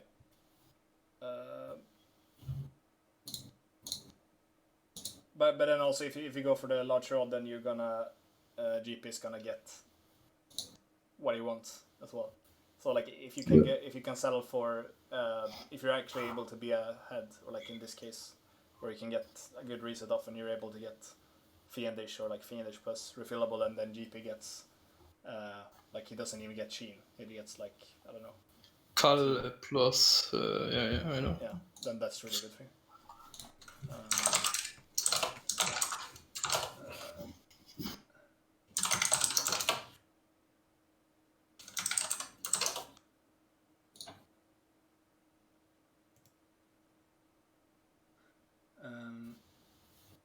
Okay.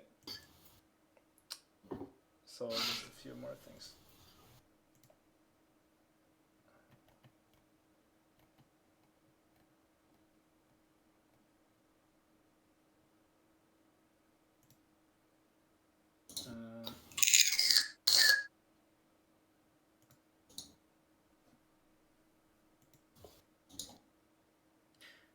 Yeah, the way you like the back went, and you get yeah, it's just a result pretty much. Yeah. So it's not really another mistake. Okay.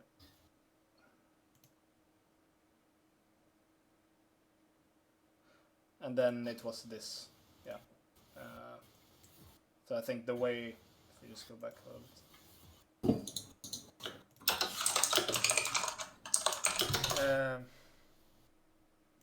Okay, I don't know. I don't remember how you guys were talking about this. I think We Fergie were. just went.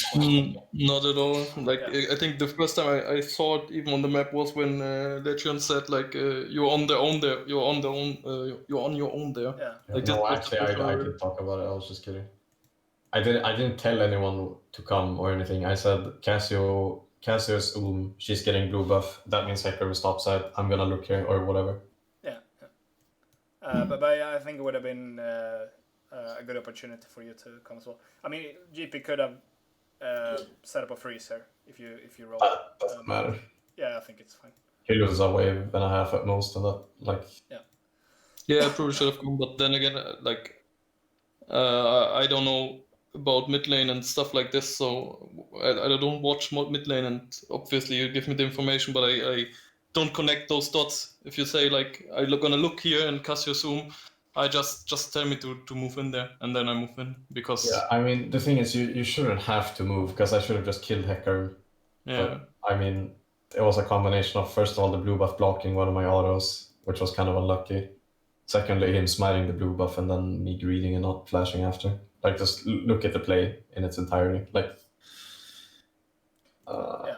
So, but just what I'm thinking about here is that if you just move, like you could basically you could just move. Also, I should mention, like, at this point, I don't know if Hecarim is low. I have no idea what Hecarim's HP is. So I can't call over Vlad until I know for sure like it's a winning play. Yeah, but I mean, like if Vlad just moves like here, or and Yeah. I mean, here. that's kind of why I said like I'm looking, like we're just fishing basically. Yeah. So there's not an opportunity yet, but there could be with more information. Yeah, but so my point is that you have some downtime here if we disregard that like GP is threatening to freeze. Yeah. Then you have some downtime, so you could use it to like walk over here, and then wait here until Furby actually puts down the ward or just ease over. I don't remember what you did. Yeah. I mean, I think whenever I say like look here or like I'm looking here or whatever, it's just like a call to pay attention to like a certain area. So now that we we see the full situation, like we see what's happening, and Cassio zoom and Hecarim zoom, like this is really bad for them. So like if you were here now, then like this is really free. No, not even there. Like just if we were actually like searching for something, that would have been like maybe halfway through river or like hovering in the top bush, and at that point it would have been there on time. Like it doesn't need to be on the spot right away. Just like in a close vicinity to rotate in case something happens. But like the point I want to kind of take away from here is that like if you're looking at the wave now, it's still the creeps have still not taken any damage. So like you had a lot of time to like do Yeah, but honestly, even even considering like the potential freeze, like see it as an investment. Like you give up like maybe 2 or 3 creeps to get a potential reward back. Yeah. And if it doesn't work out, it's only like 2 and 3 creeps. You can just walk back and fix it. Yeah. Okay, let's look at the. Also, I'm still angry about Hecarim surviving. I smited. Yeah. But you said something about flashing. When were you like? How? I should have just flashed right after I ulted. Just ult and then flash auto him. Or just flash on him like right away. TBH, I don't know, but he should have died here. Okay, whatever. Then there were. Okay, let's just do. That's kind of what I. Well, it talks about. That's all. Okay. So yeah, just one more thing. We just skip to.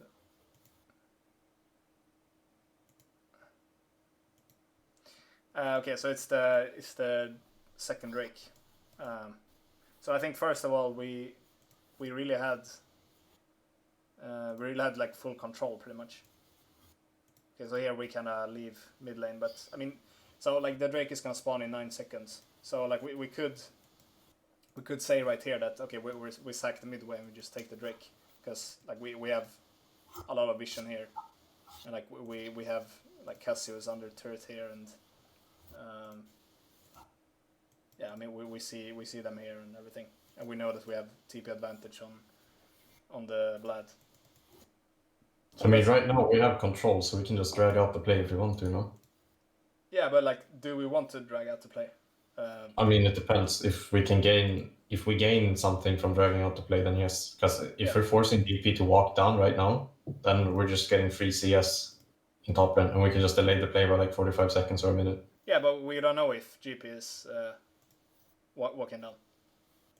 But yeah, I mean that's something we could consider. But I mean, so the way I think about this is like it goes kind of in waves. So like the first wave, we take control of their jungle, but then like when the wave moves back, then they kind of retake it if we don't like keep this defensive line, which is like it's gonna be hard to.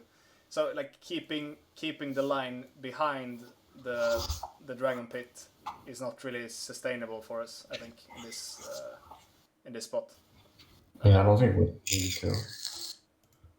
Yeah. I mean, there are different ways to do It's this. it's just like an ordinary objective dance. Like we just move through lanes into jungle and back.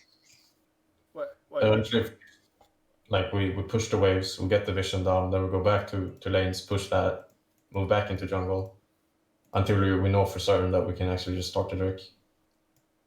Yeah. Or that someone of them just face checks and dies. Yeah. But I think like that's the point. Like this, I think you have a chance just to start it when it spawns, because of the way. Of course we do. I'm just saying that when we're the ones in control, like we have the lane priority for the most part, and we have the vision control like by far, by a big majority. Then Yeah, but that's a problem. That's also what happens. It's like all of the vision we have here now. So now we kind of move back out of the jungle. yeah. Because so we decided we wanna go for a play here, like because she's Yeah, showing like all I'm saying is that when we have control, we decide when we fight. Yeah. Yeah, sure. I mean, yeah, we're not in a rush in that sense, but we're I think we don't really gain anything from like standing here or like keeping this line.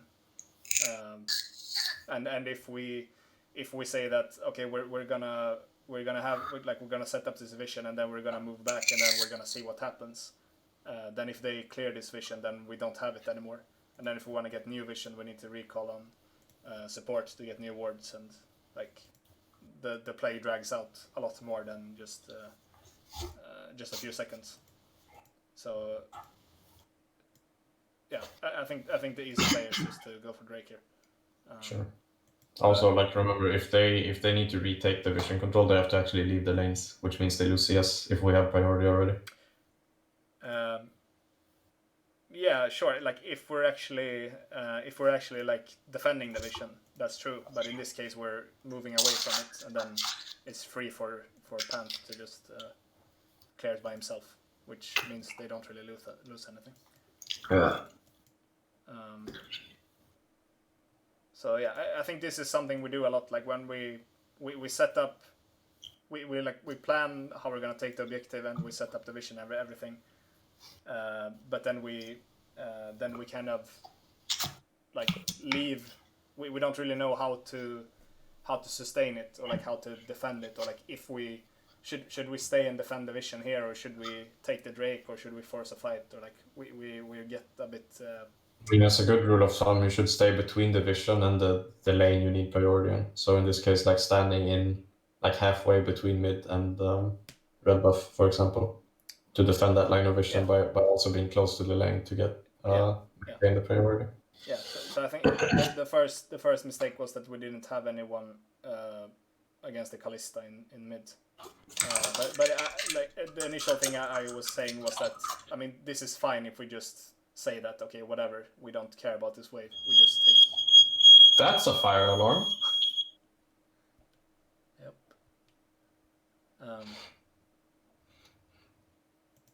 Okay, but yeah, we end up losing the vision, and then but we still have the TP advantage. So we still have like good control. But like we lost all of our vision pretty much, which is unfortunate. For like we didn't really get anything for it. And now we move even further back, so like they start getting some vision. So now it's a lot more like from going to having pretty much full vision of their jungle to not having any vision at all, and them getting some vision down on the Drake is kind of a big turn. But now we do we saw the I didn't point it out, but we saw the GP top, so we still have like we know that we can get to Vlad here,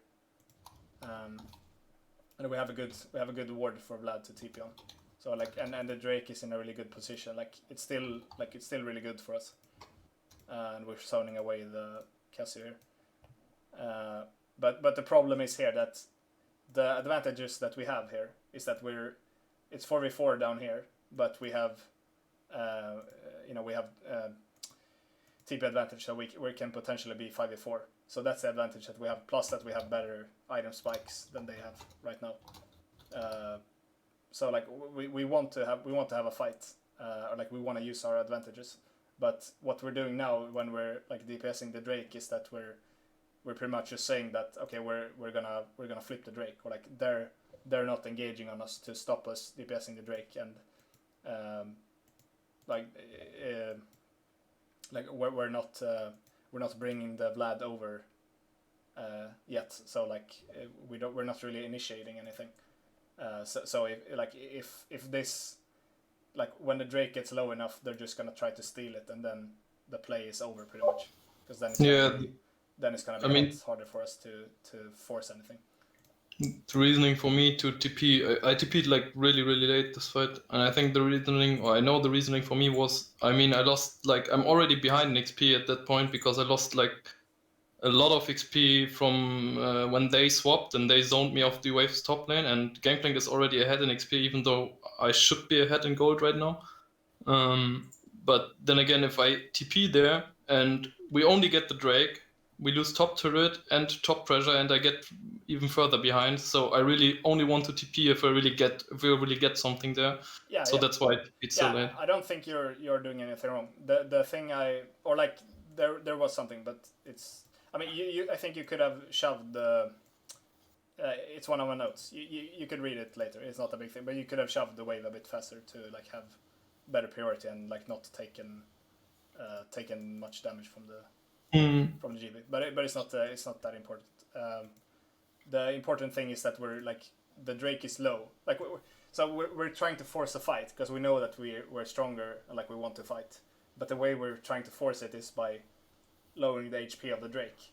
But that's not really doing anything in our favor, because when the Drake gets low enough, they're just gonna try to steal it, and then they're gonna try to get out. So like it's just gonna come down to a 50-50 smite, and that's not what we want, because then our advantage is not gonna come into play. So the only way we get anything out of our advantage is if we look for a fight.